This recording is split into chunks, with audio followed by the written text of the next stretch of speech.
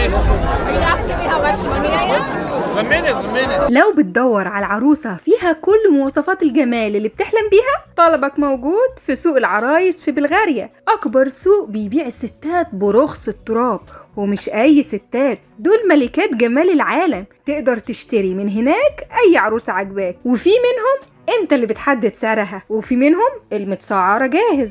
ويا سلام لو عرفوا انك عربي ومسلم هيرحبوا بيك على الاخر، ده لان بلغاريا هي اكبر دولة اوروبية فيها مسلمين في العالم كله، ولانهم بيقدسوا الطقوس دي مع العرب جدا، لانه اغلب العرايس اللي باعوها جابوا من وراهم ذهب بسبب اللي اشتروهم دفعوا فيهم قد كده.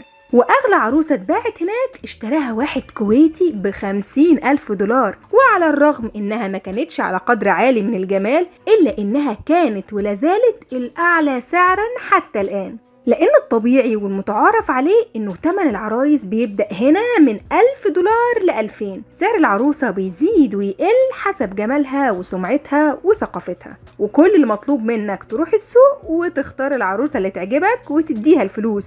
عايز تعمل فرح اعمل، مش عايز مش مهم. عايز تشهر جوازك منها ممكن، عايز الجواز يفضل ما بينكم برضو ممكن، لكن المهم بعد اختيارك للعروسة هو انك تدفع لها فلوسها بشكل فوري، لانه ده المقابل اللي هي مستنياه. طب افرض في عروسة تم اختيارها من شخصين، ساعتها بيكون في خيارين، الاول انه يتعمل عليها مزاد والاعلى سعرا هو الكسبان، والتاني انها تختار بارادتها الشخص اللي هي عايزاه حتى لو كان عارض فيها تمن اقل. وفي العموم ده نادر الحدوث، لان كل الستات المعروضين في السوق على قدر عالي من الجمال، مع العلم انه مميزات الموضوع ده ما خلصتش لحد هنا. افرض مثلا انت اتجوزت وحابب تعيش، مع العلم انه مميزات الموضوع ده ما خلصتش لحد هنا. افرض مثلا انت اتجوزت وحابب تعيش وتكمل حياتك هناك، هتعيش كأنك من ابناء البلد، مش هتتعامل معاملة سياحية. وفي العموم